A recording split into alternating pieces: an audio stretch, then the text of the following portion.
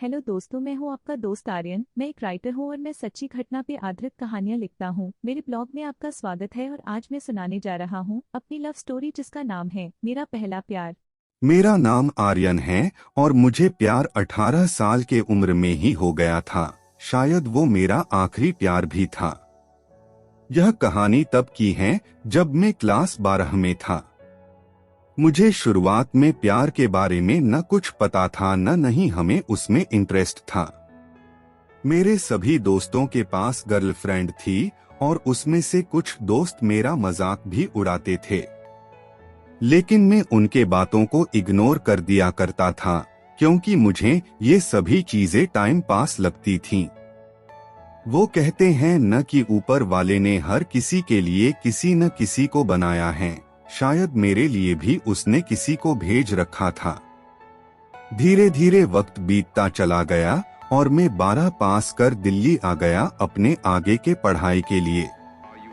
आज मेरा ग्रेजुएशन का पहला क्लास था तो मैं बहुत खुश था अपने क्लास को लेकर, क्योंकि वहाँ पे नई नई चीजें सीखने को मिलेगा। अपने दिमाग में ये सारी बातें सोचकर मन ही मन मुस्कुराए जा रहा था।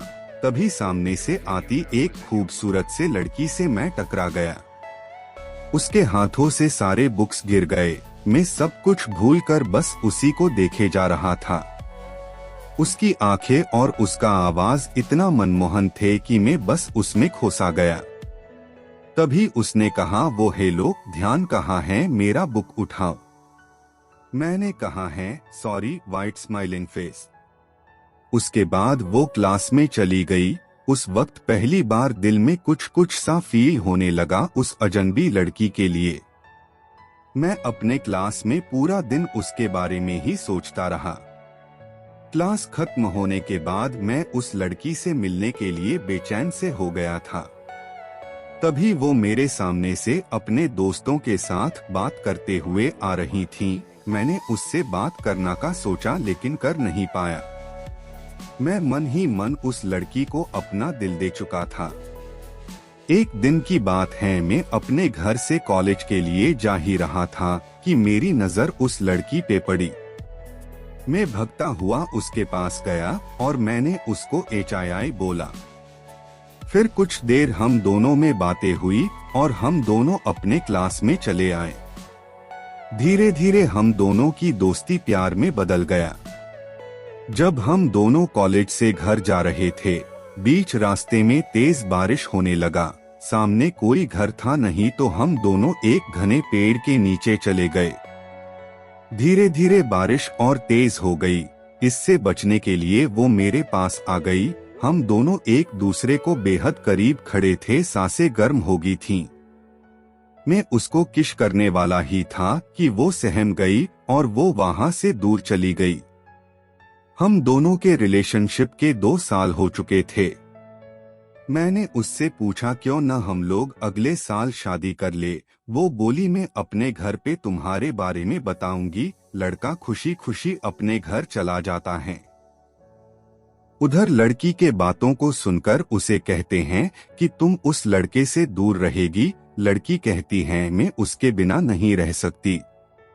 लेकिन उसके घर वाले उसकी एक बात नहीं सुनते हैं।